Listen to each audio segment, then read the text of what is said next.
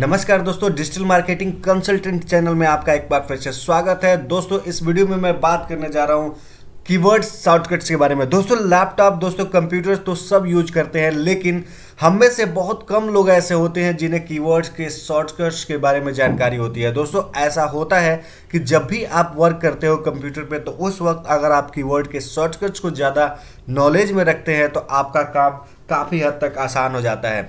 तो दोस्तों अगर अभी तक आप नहीं जानते हैं कीवर्ड शॉर्टकट्स के बारे में तो देखते रहिए हमारा चैनल। इसमें मैं बताने जा रहा हूँ डिफरेंट कीवर्ड शॉर्टकट्स के बारे में जिसका आप आमतौर पर यूज करते हैं।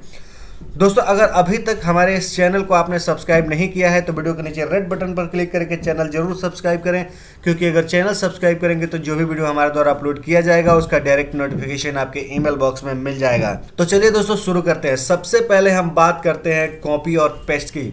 दोस्तों किसी भी लाइन या पूरे टेक्स्ट, इमेज या लिंक को अगर आप कॉपी करना चाहते हैं तो एक ऑप्शन होता है कि आप माउस से वहां पर सेलेक्ट करें और कॉपी करें। और दोस्तों अगर शॉर्टकट्स आपको पता है तो Ctrl+C आप यूज कर सकते हैं, क्योंकि Ctrl+C से कॉपी होता है। अगर आप किसी चीज़ को, मैटर को वहां से हटा के दूसरे जगह पेस्ट करना चाहते हैं, ऐसे में दोस्तों आप कट कर सकते हैं। कट करने के लिए दो तरीके, एक आप माउस का इस्तेमाल कर सकते हैं, दूसरा Ctrl+X अगर करते हैं तो वो जो कंटेंट होगा वो कट हो जाएगा और आपके क्लिपबोर्ड में अवेलेबल रहेगा, जहां पे आप चाहें उसको पेस्ट कर सकते हैं।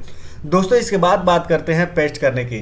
दोस्तों कोई भी इमेज या तो आपने कॉपी किया या पेस्ट किया तो ऐसे में ज़रूरत होती है कि हम इसको किसी जगह पे, किसी पर्टिकुलर लोकेशन पे पेस्ट करें।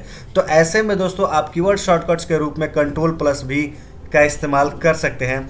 दोस्तों कभी कभी ऐसा होता है कि कोई चीज़ आपने कर दिया और आपको बैक जाना है, ऐसे में दोस्तों Ctrl+Z का इस्तेमाल, जिसे अंडू कहते हैं, आप कर सकते हैं। इसके बाद बात करते हैं डिलीट की। दोस्तों आमतौर पे क्या होता है कि किसी फाइल को डिलीट करने के लिए हम कोशिश करते हैं, ऐसे में माउस के यूज़ करके हम डिलीट को क्लिक करते हैं। तो दोस्तों अगर शॉर्टकट्स की बात करते हैं तो आपके कीबोर्ड्स पे डिलीट का बटन होता है, आप उसका इस्तेमाल कर सकते हैं और वो फाइल डायरेक्ट डिलीट हो जाएगा।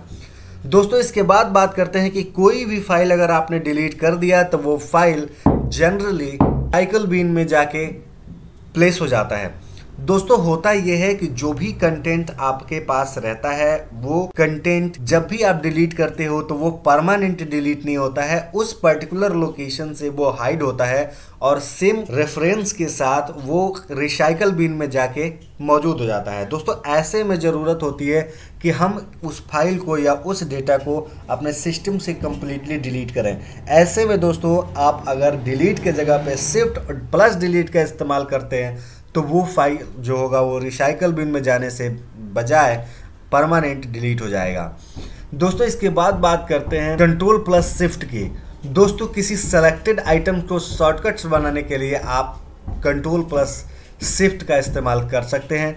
दोस्तों बहुत हद तक हमें ज़रूरत होती है किसी फाइल को रीनेम करने की, तो ऐसे में दोस्तों आप क्या करते हो कि उस फाइल पर क्लिक करके एडिट करते हो। एडिट करने के बाद से आपके पास ऑप्शन आता है रीनेम करने का।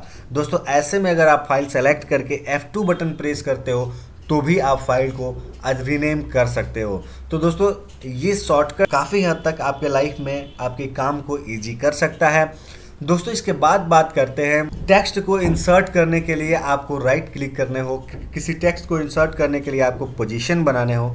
ऐसे में दोस्तों आप कंट्रोल के साथ एरो वर्ड का इस्तेमाल कर सकते हैं। अगर आगे जाना है तो एरो, बैक आना है तो पीछे, ऊपर जाना है तो अप एरो और नीचे जाना है तो डाउन एरो का इस्तेमाल आप कर सकते हैं। इससे आपको काफ़ी हद तक फ़ायदा मिलेगा लाइन की चेंज करने पर दोस्तों दूसरा ऑप्शन ये होता है कि माउस से इधर उधर करें, बट माउस को पकड़ के इधर उधर करने में थोड़ा सा टाइम टेकन होता है। ऐसे में आप अगर कीवर्ड शॉर्टकट्स का इस्तेमाल करते हैं तो ये आपके लिए बहुत फ़ायदा होने वाला है। दोस्तों अगर किसी लाइन को, किसी टेक्स्ट को हाईलाइट करना है, ऐसे में आप Ctrl+Shift का इस्तेमाल कर सकते हैं, जिससे कोई भी डेटा जो होगा वो सिलेक्टेड रहेगा। शिफ्ट का इस्तेमाल एक से ज़्यादा किसी आइटम, टेक्स्ट या लिंक को सेलेक्ट करने के लिए शिफ्ट का इस्तेमाल कर सकते हैं। जैसे कि हमारे पास अगर 5 से 7 लिंक है और आप किसी एक लिंक को सेलेक्ट करते हो और इसके साथ आप चाहते हो कि 2-3 लिंक और सेलेक्टेड रहें, तो ऐसे में आप इसका इस्तेमाल कर सकते हैं।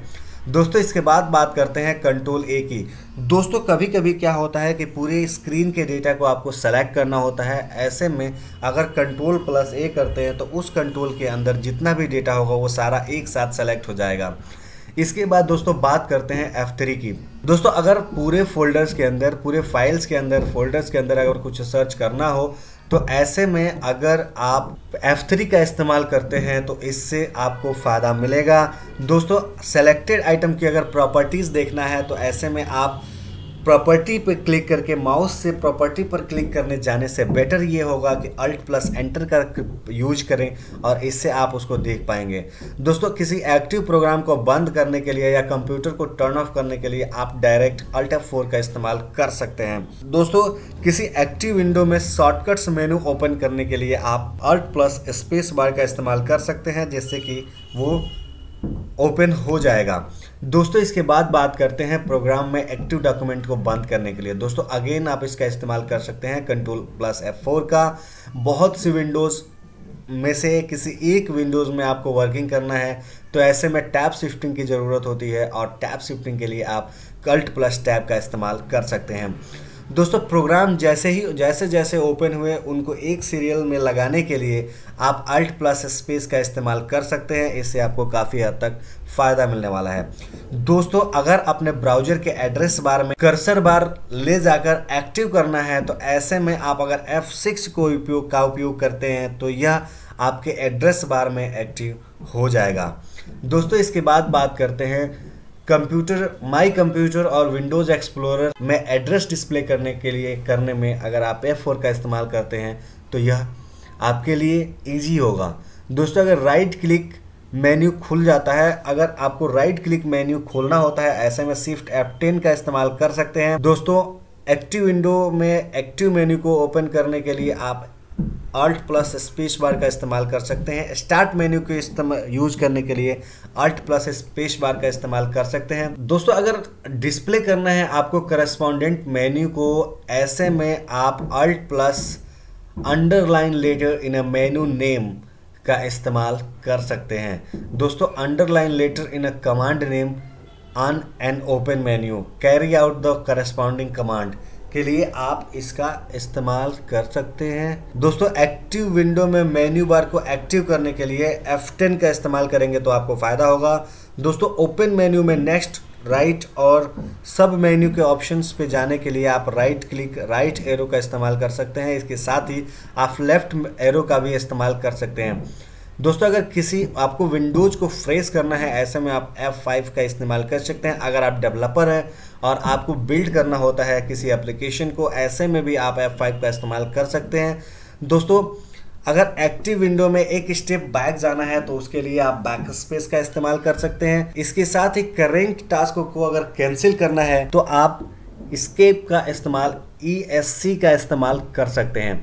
दोस्तों अगर आप इंटरेस्ट रखते हो और भी चीज़ों को देखने के लिए तो हम आगे बात करने वाले हैं इसके बारे में, डायलॉग्स बॉक्स कीवर्ड्स के बारे में, इसके बाद नेचुरल कीवर्ड शॉर्टकट्स के बारे में, एक्सेसिबिलिटी कीवर्ड शॉर्टकट्स के बारे में, विंडो एक्सप्लोरर कीवर्ड शॉर्टकट्स के बारे में। तो दोस्तों ये वीडियो हम नेक्स्ट पब्लिश करेंगे और आप अगर इसमें इंटरेस्ट रखते हैं तो आप हमारे चैनल को लाइक, शेयर और सब्सक्राइब करें, जिससे कि आप जब भी हमारा वीडियो अपलोड होगा उसका नोटिफिकेशन आपके ईमेल बॉक्स में मिल जाएगा। So thank you very much for watching this.